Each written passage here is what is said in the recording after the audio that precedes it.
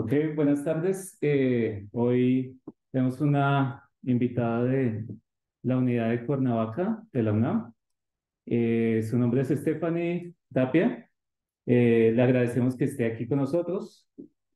Hoy va a hablar sobre algo muy interesante desde un punto de vista topológico, un modelo topológico de la recombinación específica de sitio. Entonces vamos a agradecerle que haya venido.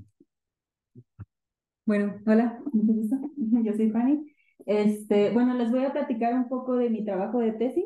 Lo hice junto con la doctora Fabiola y pues trabajamos un modelo biológico a partir de nudos. Entonces les voy a comenzar explicando las cosas biológicas, qué cosas están involucradas en este proceso, cómo funcionan, cómo interactúan y después cómo se atacan desde el punto de vista de nudos. Bueno, este proceso va a involucrar dos tipos de moléculas principales, que son las enzimas y el ADN. Bueno, ¿qué es esto? Los seres vivos estamos compuestos de muchas moléculas que son conocidas como moléculas biológicas, y hay cuatro categorías principales, que son los carbohidratos, lípidos, ácidos nucleicos y proteínas. Entonces me voy a enfocar en proteínas y ácidos nucleicos. Las proteínas son moléculas que se usan para muchas formas, ¿no? Para muchas características de los seres vivos. Por ejemplo, sirven para formar las partes de la célula, sirven para la señalización, sirven, por ejemplo, como anticuerpos y sirven como enzimas. Las enzimas son proteínas que lo que hacen es acelerar procesos químicos. Entonces, dentro de todos ese tipo de enzimas existe una familia específica que se llama recombinasa específica de sitio. Esa familia lo que hace es alterar el ADN y además de alterarlo, hace cierto tipo de procesos. A nivel molécula, estas cositas lo que hacen son procedimientos muy básicos, pero, o sea, como muy especiales y lo hacen pues de forma específica, ¿no? Entonces, por eso me restringo a este tipo de familia. También voy a trabajar con ácidos nucleicos. El ácido nucleico, bueno, pues son prácticamente el ADN y el ARN. El ADN, pues es una doble hélice que está compuesta por pequeñas estructuras. Este, bueno, la diferencia entre el ADN y el ARN es que es la mitad de la hélice. Entonces voy a trabajar específicamente con ADN. Bueno, ahora que ya sé que están involucradas las enzimas y que está involucrado el ADN, pues ¿para qué me sirve? ¿No? ¿Dónde lo voy a encontrar? Pues los seres vivos están formados por células, que son las cosas más pequeñas que se consideran como vivas. Y todos los seres se pueden clasificar en tres dominios, que son bacteria, archaea y eucaria. Y las clasificaciones un poquito más precisas son de reinos, que es lo que conocemos como reino fungi, animal, todas esas, ¿no? Y estos seres se clasifican dependiendo del tipo de células que tienen. Se encuentran dos principalmente, las células procariotes y las eucariotes.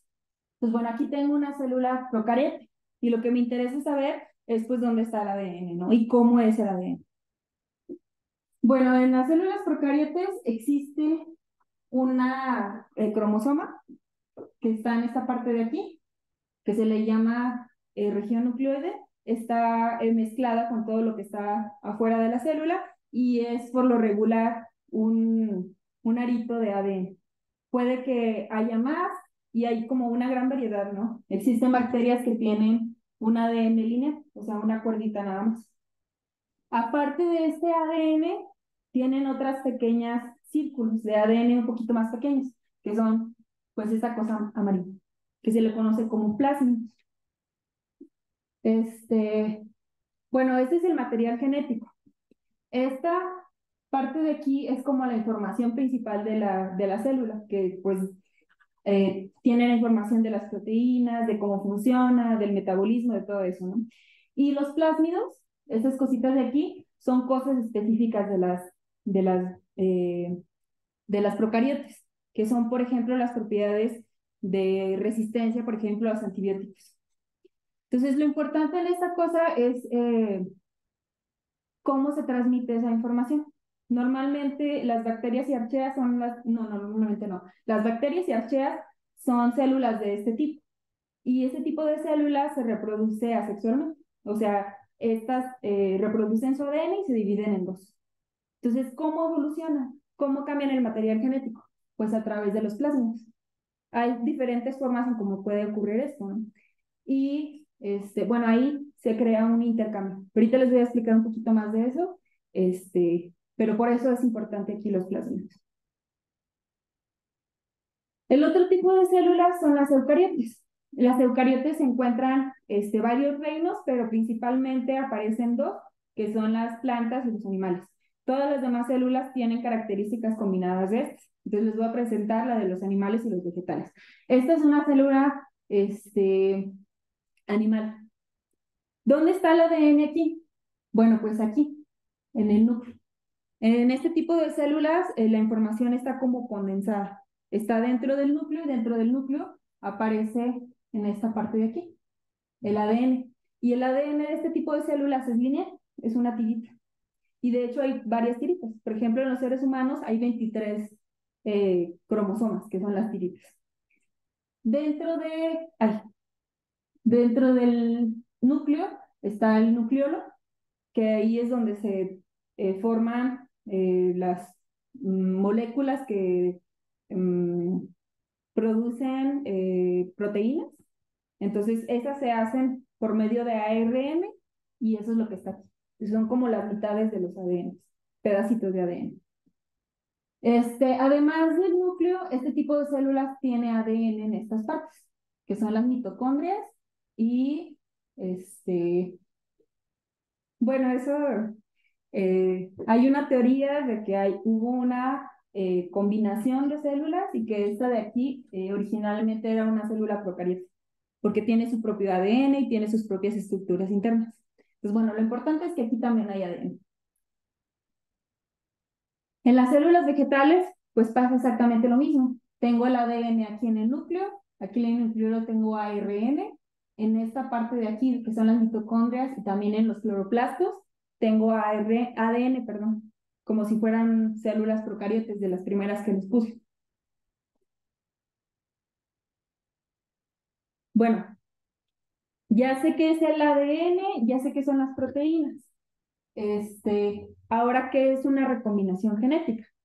Bueno, la recombinación genética es un proceso en donde se van a mezclar dos ADNs y se van a fusionar en uno solo. ¿Sí? Y esos dos ADNs pueden ser de la misma célula, incluso pueden ser del mismo ADN. Por ejemplo, si yo tengo este ADN de aquí, puedo tomar una partecita de acá y una partecita de acá y fusionarlo. ¿Sí? Entonces ahí eso es una recombinación. Y aquí les pongo varios ejemplos donde ocurre una recombinación.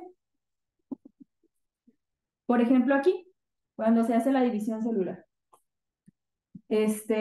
Cuando se hace la división celular, bueno, por ejemplo, en los seres humanos tenemos cromosomas que son una sola tirita, que es la mitad de esta verde, por ejemplo, y la mitad del azul. Entonces, para duplicarse, lo que hacen es que se copia y se pega por el centro, por eso la X, y luego se separa. Pero cuando se separa, hay a veces una combinación aquí en esta parte que hace que los ADN se combinen.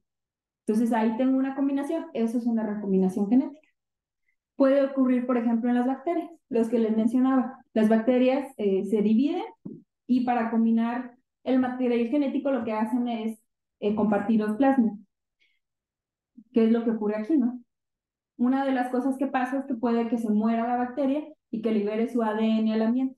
Entonces otra bacteria lo puede absorber y pasarlo a su ADN. Es por eso que las bacterias tienen como ¿cómo se llama? Resistencia a los antibióticos, porque toman la información de otras bacterias que ya saben eso, ¿no?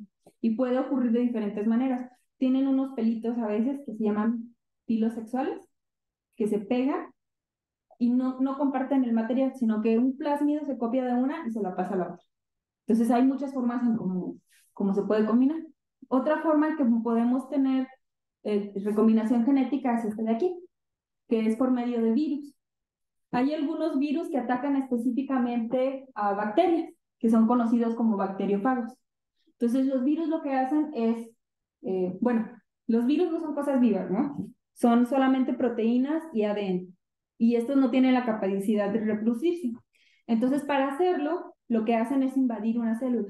Invaden la célula e inyectan su ADN, después se separa y utiliza la maquinaria de la célula para hacer más partecitas, construir nuevos virus, y cuando ya hay varios virus, se rompe la célula y salen los otros. Pero a veces este proceso es un poquito más lento. Puede que entre el material genético y en lugar de reproducirse, porque no hay las condiciones necesarias, porque, no sé, pueden ocurrir varias cosas que hagan que no sea el momento indicado para reproducirse, y lo que hace es que este ADN se combina con el de la bacteria. Y eso se llama lisogenia. Ajá. Entonces se combina y la bacteria puede reproducirse y pasar ese material genético a sus descendientes. Y esto es súper importante, ¿no? Porque es esta forma como hacen la modificación genética de, por ejemplo, las plantas. Lo que hacen es tomar un bacteriófago, le ponen el ADN que quieren tener, se lo ponen a una bacteria y como es inofensivo, se va a meter al ADN de la bacteria. Y eso lo pueden hacer para que se pueda transmitir a otros seres. ¿Sí? Después de que se hace esta ligogenia, Lisogenia.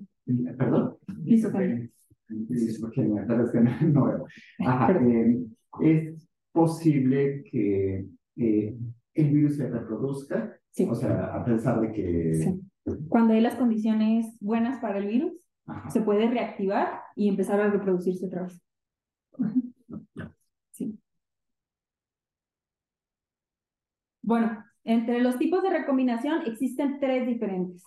Existe la recombinación homóloga, la recombinación específica de sitio y la transposición.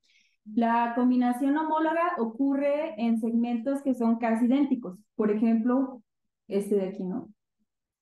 Los cromosomas son casi idénticos. Por ejemplo, tenemos un cromosoma que indica el color de ojos y tenemos la información del papá y de la mamá. Entonces son como del mismo tipo, pero difieren porque viene información un poco diferente, ¿no? Entonces esta sería la recombinación homóloga. La recombinación específica de sitio ocurre en un sitio específico. Bueno, en los genes viene una tirita de información y algunas de esas combinaciones indica dónde las proteínas se pueden anclar. Entonces, esas combinaciones específicas es las que busca este tipo de recombinación, que solamente ocurren en ciertos tipos, ¿no? Ahorita les voy a explicar un poquito más en dónde ocurre, que ese es como el tema central, ¿no? Y la transposición hace intercambios en el material genético, que puede tomar un pedacito y mandarlo, por ejemplo, a otro cromosoma. Y eso es, súper natural. Eso es lo que pasa cuando evolucionamos, ¿no? El ADN está constantemente modificándose, o cuando nos enfermamos y nuestro cuerpo toma información para atacar a estas enfermedades, pues ocurre este tipo de información, ¿no? La transposición. Bueno, ahora me enfoco en la recombinación específica de sitio. Entonces se limita a secuencias cortas y esta etapa se lleva a cabo en aproximadamente 3 pasos. Primero, pues tengo un ADN que puede ser uno solo, una sola molécula, o puede ser varias, ¿no?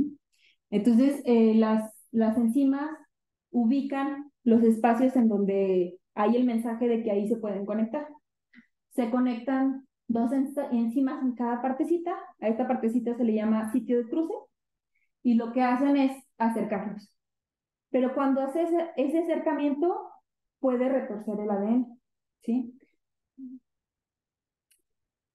Lo retuerce y luego hace un cruce. Entonces eso hace que se transforme el ADN en otro ADN, ¿sí? En otra estructura, en otro tipo de enredo. Y después de hacer este cambio, se libera el ADN que se reorganiza, ¿sí? ¿Por qué es importante saber cómo se anuda?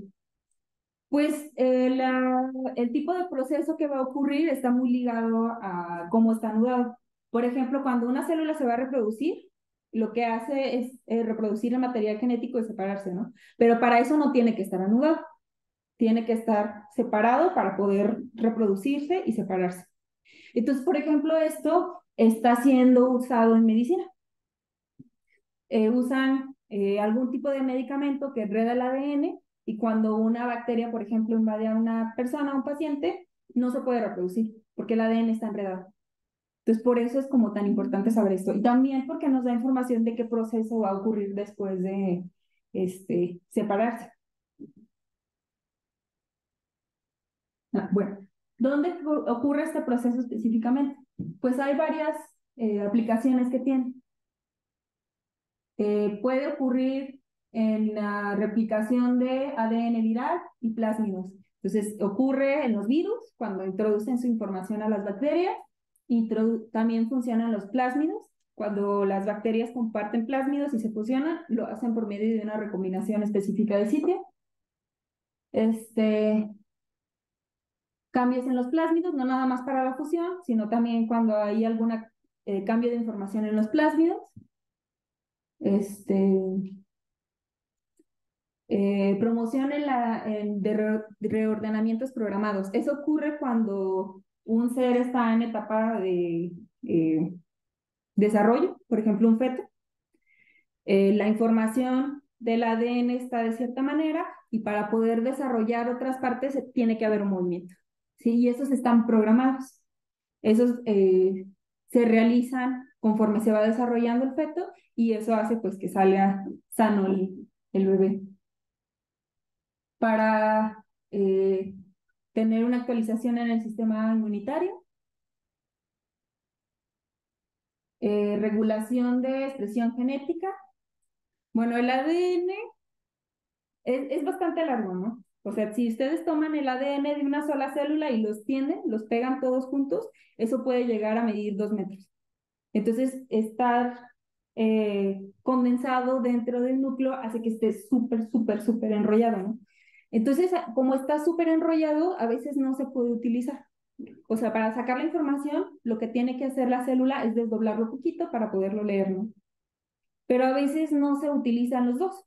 A veces se utiliza la información de un solo cromosoma, que es lo que se conoce como los genes predominantes, ¿no? Entonces, por eso, pues es como un gen predominante, porque uno se queda así como un rolladito, o sea, no hay una expresión genética en ese gen y el otro es el que funciona. De hecho, algo muy bonito que aprendí es una aplicación de esta expresión en los gatos. No sé si ustedes han visto gatos que tienen manchas naranjas, negras y son blancos los gatos, ¿no? Pues esos gatos siempre son hembras. ¿Por qué? Porque la información del color viene en el cromosoma X. Y el cromosoma X cuando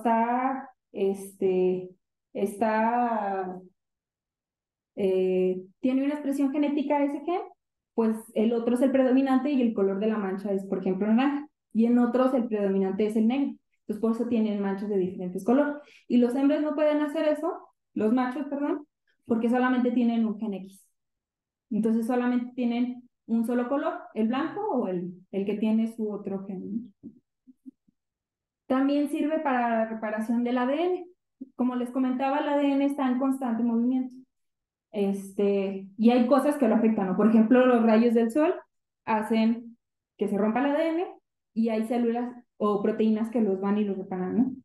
Y esa reparación se realiza por medio de la recombinación específica de sitio. Entonces, por eso es importante. Ay, ¿qué dice arriba?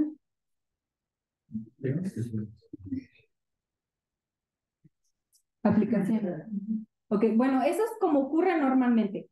¿Para qué lo están utilizando las personas? Bueno, como les comentaba, para transferir genes de un ser a otro y con ello crean organismos transgénicos, desarrollan antibióticos como lo que les mencionaba para que no se reproduzcan las bacterias y exploración del genoma humano. El genoma humano ya se decodificó, ¿no? El código del ADN de los humanos se conoce con una exactitud del 99.99%.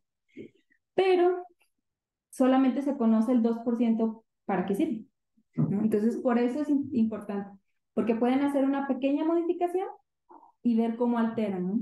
Entonces, por eso nos ayuda la exploración del genoma humano. Y también sirve para la detección de enfermedades, que pues se están desarrollando algunos tests para ver la propensión que tiene una persona a tener cierta enfermedad. Bueno, eso es la parte biológica. Ahora, ¿cómo lo estudio? Bueno, pues si yo tomo una cadenita de ADN, pues la puedo ver como si fuera un solo nudo, ¿no? Entonces la voy a estudiar con nudos. Entonces voy a hablarles un poquito de nudos. ¿Qué es un nudo? Un nudo, bueno, esto se conoce como nudos clásicos, porque un nudo normal iría de SK a SK más M. Pero estos son los que se trabajan más específicamente. Eh, un nudo es un encaje que va de S1 a S3. Entonces es como si tuviera una cuerdita aquí, en R3, ¿no? Y se pide la condición de suave. La condición de suave es necesaria para que no aparezcan cosas de este tipo. Entonces, si yo tengo un nudo suave, creo que ahí. Si yo tengo un nudo suave, puedo controlar la cantidad de cruces que tengo. Si no, aparecen este tipo de cosas y esto se le conoce como nudos salvajes. ¿Sí? Entonces me voy a enfocar a estos. Entonces, bueno, recuerden que esos están en R3. Entonces, para poder trabajar con ellos, lo que se hace es una proyección en el plano. Y esa proyección tiene ciertas características, ¿no? Por ejemplo, que no haya tres cuerdas sobrepuestas, ¿no? Entonces, la única condición que voy a pedir es esta, ¿no? Que pasen solo dos, solo así. Y las voy a alterar un poquito, porque si fijan, esa no es una cuerda cerrada, ¿no? Ahí deberían de aparecer las dos. Entonces, para hacer la ilusión de que una cuerda pasa por abajo y otra por arriba, pues le borro un poquito, ¿no? Sí, y esto se le llama una proyección regular. También tengo enlaces que son combinación de varios nudos. Bueno, aquí tengo ejemplos. Pueden estar anudados, puede que haya combinaciones diferentes y puede que estén diferentes, bueno, completamente separados, ¿no? A un nudo así solito se le llama el nudo trivial. Y cuando tengo combinaciones de triviales separados se les llama enlaces triviales. ¿Cómo distingo dos nudos? ¿O qué significa que dos nudos sean diferentes? Bueno, voy a decir que dos enlaces, bueno, les voy a llamar a todos enlaces, ¿no? Porque un nudo es un enlace de una sola componente. Entonces voy a decir que dos enlaces, L1 y L2, son equivalentes si existe un automorfismo tal que uno me lo mande al otro. ¿Sí? Pero esa es una definición que no es fácil de comprobar, ¿no? Este es un tema principal en nudos, la clasificación, decir qué cosas son distintas. Entonces, uno de los objetivos principales fue crear como una tabla donde hubiera todos los nudos que son diferentes. ¿Sí? O sea, que si yo tomo cualquiera, una equivalente está en esa representación, pero no es tan obvia. Por ejemplo, están estos tipos de nudos, que son conocidos como el par de Perco, que son unos nudos que estuvieron en la tabla por más de 100 años, que se creyeron que eran diferentes, pero no, son exactamente el mismo. Ok.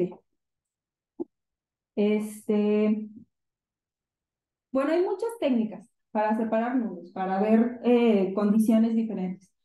En esta tesis yo voy a trabajar con dos invariantes específicos, ¿sí? Que esos me van a permitir clasificar los nudos que van a salir de este proceso.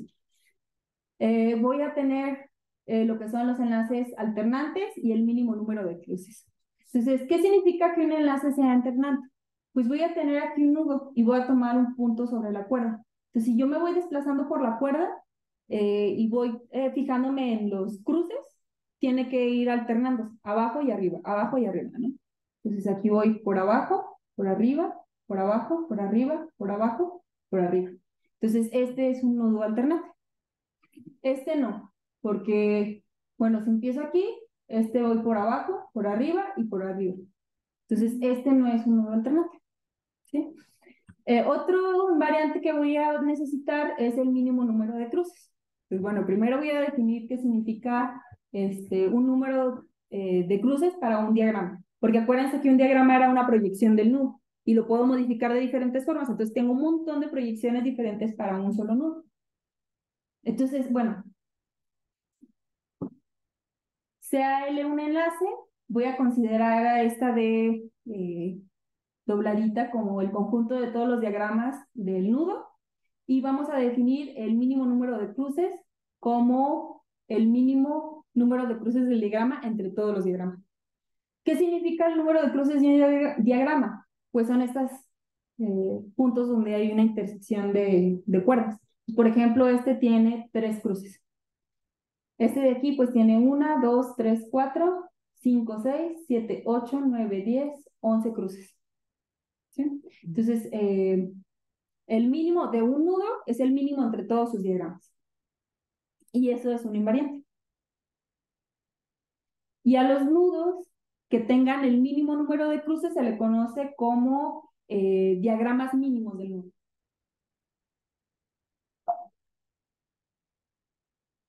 Y pues bueno, aquí tengo algunos resultados que usé en la tesis para clasificar. Decimos que un diagrama alternante reducido es un diagrama mínimo de su enlace. Entonces, este teorema lo que me permite es, si yo tengo un nudo con estas características, pues yo ya sé que va a tener el mínimo número de cruces. Bueno, voy a explicarlo un poquito más porque viene aquí una palabra que no les expliqué. Entonces, tenemos un diagrama alternante.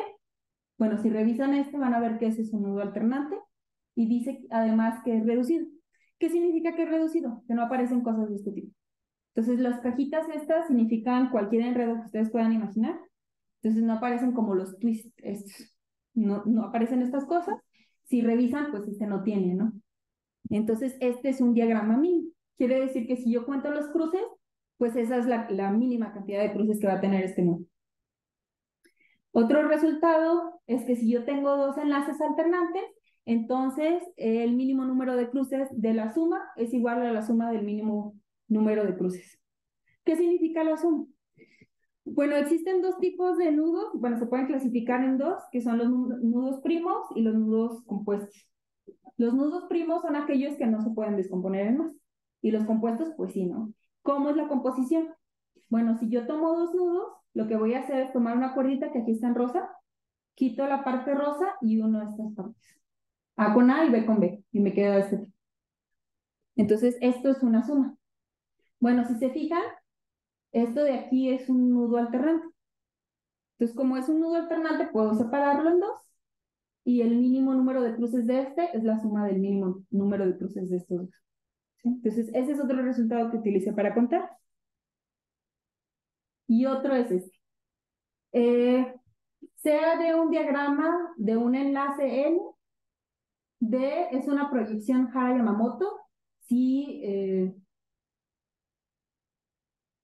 D tiene una proyección Hara-Yamamoto, entonces es un diagrama mínimo de L. ¿Qué significa una proyección Hara-Yamamoto? Bueno, proyección, pues acuérdense, era el nudo en el plano, en un plano. Y debe de tener esta característica. Igual, lo que está en la caja puede ser cualquier cosita enredada, ¿no? Pero debe aparecer una columna de cruces así. Y la característica es que si yo elimino estos cruces y los pego de manera natural, o sea, así o así, estos de aquí, deben ser, a ver, me parece que tienen que ser, mínimos. A ver, déjenme revisar. Bueno, ahorita los reviso y les digo. Eh, ok, bueno, esas son las cosas que utilicé.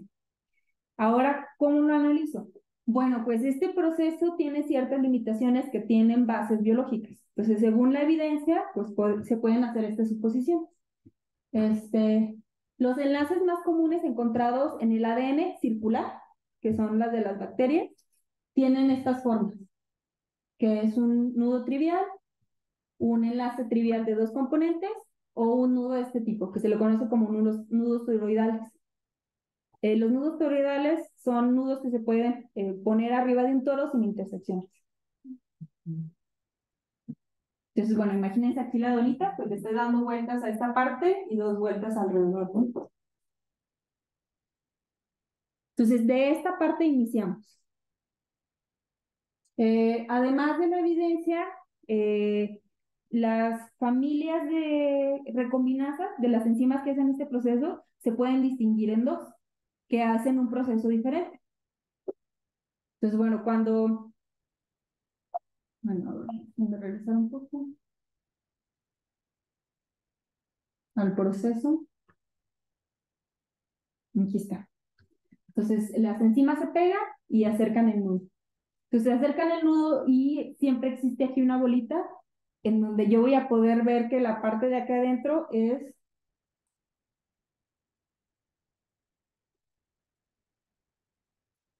cualquiera de estas tres. Siempre se puede ver adentro de esta manera. ¿Sí? Y a la hora de hacer un cambio de cruces, bueno, se separa esta familia en dos, que es la tirosina. La tirosina lo que hace es hacer un cambio que me da cualquiera de estos tres. La otra parte de la familia se les llama como serinas. Y la serina lo que hace es que cuando modifica esta estructura, me deja algo de este tipo. Pero la serina lo que tiene es que no actúa solo una vez. Puede actuar una vez, separarse, se pega otra vez y vuelve a actuar otra vez. Entonces me puede quedar esto o cualquiera de estos. Entonces, cualquiera de estos es el posible resultado. Bueno, lo dejo acá, ¿no? Tengo n cruces. Entonces puedo tener cualquier de esos resultados adentro y pues con eso yo puedo ver cómo estaba la estructura afuera, qué es lo que pasa adentro y tratar de analizar qué tipo de nudos me da. Entonces los nudos que me dan pues son estos, que si recuerdan era un diagrama mínimo, porque era un diagrama alternante, reducido y ya. Entonces, cualquier combinación, cualquiera, me va a dar este tipo de nudos. Entonces, lo que quiero hacer es calcular cuántos son. Quiero acotar esa información, porque de hecho esto sí se puede hacer de manera artificial, no, de manera, bueno, en el laboratorio, ¿no? Se puede hacer de manera práctica. Solo que es muy difícil, ¿no? Imagínense ver el ADN y dónde está la cuerda, pues es bastante complicado. Entonces, por eso es muy útil este modelo, porque va a delimitar los tipos de resultados que vamos a tener. Entonces, para clasificarlo, pues necesito saber sus propiedades. ¿Y qué propiedades voy a tener? Bueno, en la teoría de nudos no se ha clasificado por completo todos los nudos. Entonces, lo que se ha hecho son familias. Se ha hecho una familia con cierta característica y se estudian invariantes, propiedades, y ahí los puedo contar, ¿no? Entonces, lo que hace este modelo es tomar casos particulares de los cruces y separarlo en familias. Y resulta que salen 5 familias diferentes. Entonces, lo que estamos tratando de hacer es reducir ese número, ¿no? En esas familias tratar de encontrar la información que nos permita acotar la cantidad y hacer esa cantidad cada vez más chiquita, ¿no? Les voy a hablar del tipo de familias que encontramos. Una de ellas son los enlaces clase. Esos enlaces son de este tipo. Entonces tienen aquí R y S cruces. Estos pueden ser positivos o negativos. Positivos o negativos significa la dirección del cruce, ¿no? Así o así, que es la variabilidad que tienen. Otro tipo de enlaces son los enlaces racionales. Bueno, estos están muy bonitos. Lo que se hace es encontrar una esfera. Bueno, acuérdense que los nudos están en R3. Es una esfera y hay 2 cuerdas dentro. Y esas cuerdas están conectadas a la superficie. A eso se le conoce como ovillos. Y los ovillos se pueden clasificar de forma completa. Se les puede asociar una fracción continua y a la fracción continua pues, se le puede asociar un racional. Entonces, cada uno de estos ovillos tiene un racional asociado. Después, a la esfera le podemos pegar las cuerdas. Se les pega de esta manera o de esta manera. A esto se le conoce como numerador y a esto como denominador. Y eso hace que se complete a un nudo. Entonces, tomando la información de ovillos, podemos llevar esos racionales a los nudos. Y este tipo de familia está completamente determinado. ¿Sí? Otro tipo de enlaces son los pretzel. Los pretzel se caracteriza por tener columnas de cruces y esas van conectadas así, ¿no? como un puentecito. Y ya nada más la final se conecta con la inicial. Bueno, en esta en particular, los nudos pretzel que aparecen aquí son de 3 cadenas. Y hay, bueno, lo que les mencionaba, propiedades para reducirla. Por ejemplo, aquí en esta, la propiedad es que es equivalente si movemos las columnas. Entonces eso, bueno, eso lo resolvimos de una forma muy bonita. Bueno, voy a aprender. ¿Sabes? Son, son 3 columnas, ¿no? Y esas columnas se pueden intercambiar. Acuérdense que este tipo de diagramas son mínimos. Entonces la suma de los cruces coincide con la cantidad de cruces del diagrama principal. ¿Sí? Entonces, ¿cómo lo puedo representar? Pues lo puedo representar como la suma de 3 números, ¿no? Porque es conmutativo, se pueden combinar. Y la suma me da n. Entonces, ese lo redujimos usando teoría de números. Pues la cantidad coincide con la cantidad de formas en cómo podemos escribir un entero como suma de 3 naturales.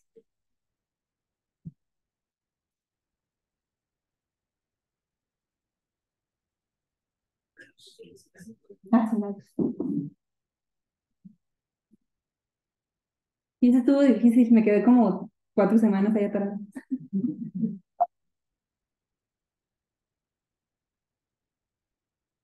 Bueno, existen también los enlaces toroidales, lo que les mencionaba, hay un toro, y los nudos toroidales son aquellos que se pueden enredar aquí, sin que haya intersecciones.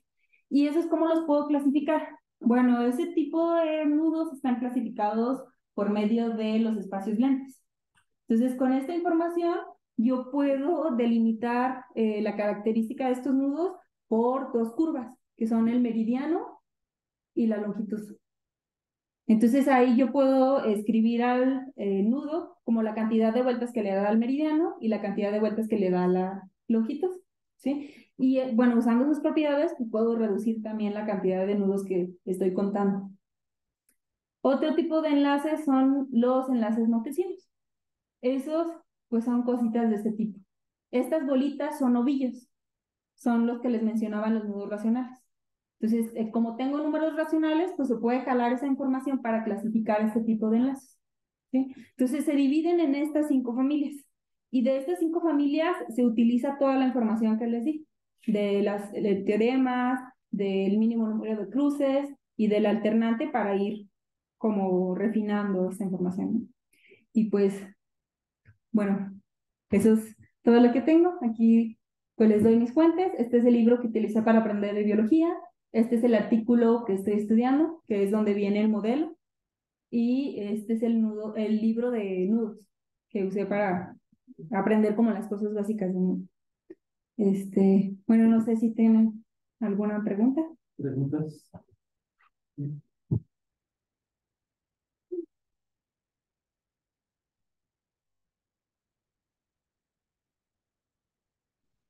¿Cuáles de esas familias se aparecen en la ADN?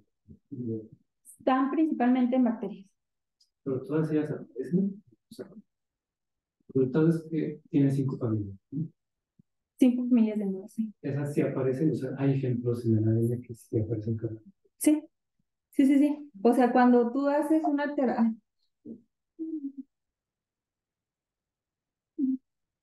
Una luz.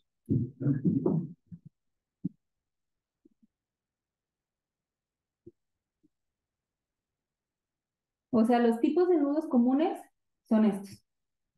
Las familias de las enzimas lo que hacen, pues, es esto o esto. Y esto depende de la cantidad de veces que se aplique la recombinación, porque el tipo de serina lo puede hacer muchas, muchas veces.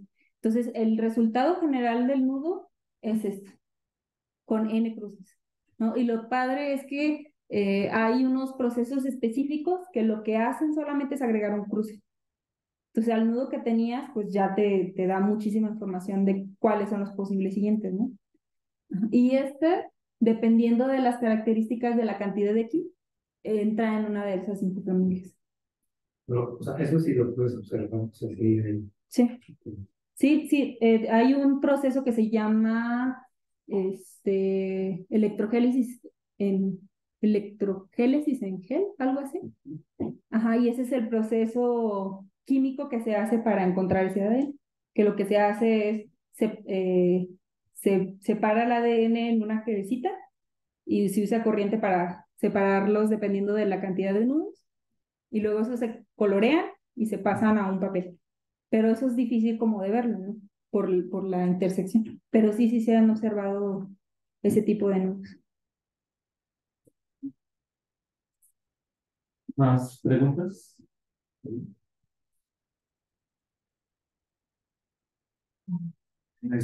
Dices que ¿cuántas familias son? O sea, hay una clasificación de los tipos de nudos. Es que la clasificación no se ha podido hacer de forma completa. Entonces lo que se hace es tomar ciertas características y esa es como una categoría de nudos y se desarrolla como toda la teoría, ¿no? Entonces, por ejemplo, este no entra dentro de ninguna. Por eso se separaron con ciertas características y esos sí entran dentro de familias. Y esas familias tienen ciertas propiedades que me permiten contar repetición, contar qué cosas son iguales, ¿no?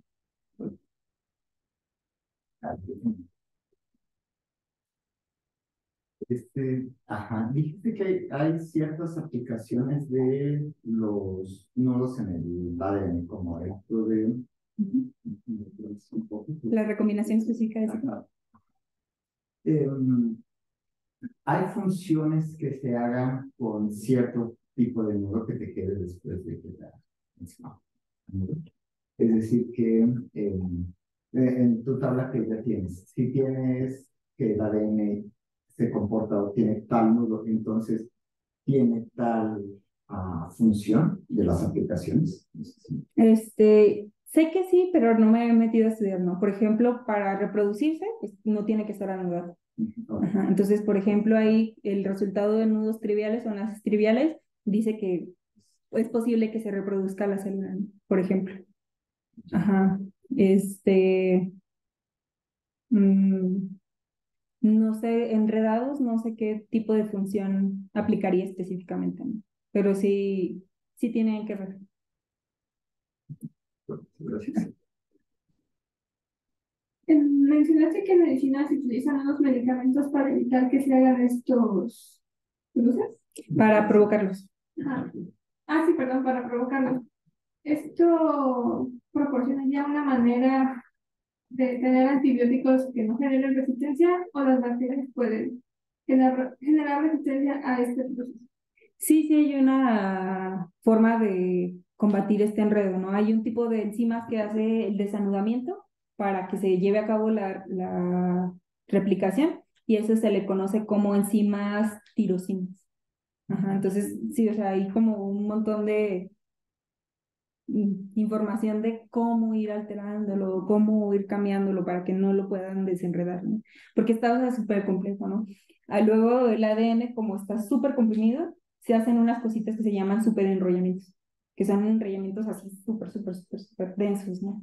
Entonces, pues, es una cosa importante para estudiar.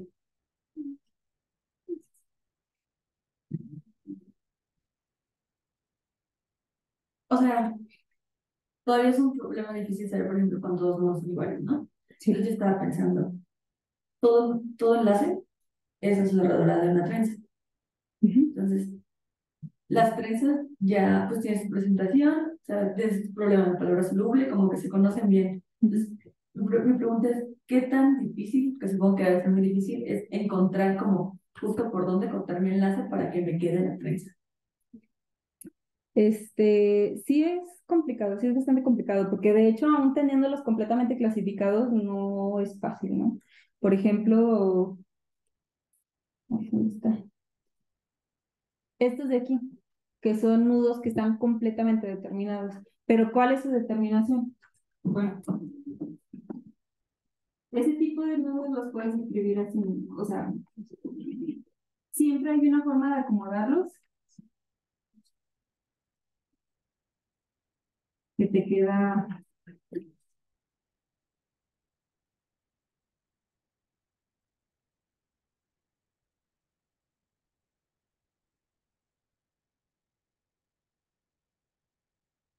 Algo así de este tipo. O sea, eso siempre los puedes acomodar así, que son cruces verticales, horizontales, verticales, horizontales, verticales, horizontales. Y esa cantidad la asocias a un racional.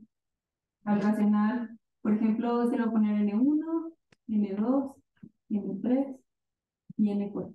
Entonces a ese le asocias N4 más 1 sobre N3 más 1 sobre N2 más 1 sobre N1 y calculas el racional de eso. Entonces cuando conectas tú el nudo, así, vas a decir que dos racionales corresponden al mismo nudo si se cumple que alfa 1 es igual a alfa 2 y bueno, aquí tienes dos opciones. Que beta 1 sea igual a beta 2 módulo alfa. O que el producto sea igual a 1 módulo alfa. Entonces sí, está completamente determinado, pero estas ecuaciones no están tan fáciles, ¿no? Entonces, por ejemplo, para yo reducir la cota, bueno, este es el resultado de un artículo. Entonces, lo que yo estoy haciendo es tratar de perfeccionar esa cota. Pero eso no está tan fácil, ¿no? Porque, por ejemplo, en esto no pude minimizarlo. Entonces, lo que hice, pues, fue reducirlo lo más que pude, pero no fue lo mínimo, ¿no? Entonces, pues no es tan fácil. Te puedes encontrar con muchas cosas de este tipo.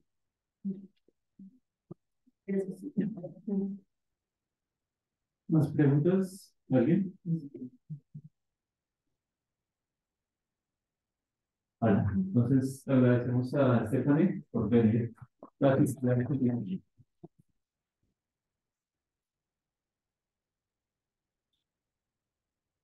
vamos a compartir con Stephanie algún refrigerio para hoy. Y hay café, galletas que compartir. Gracias.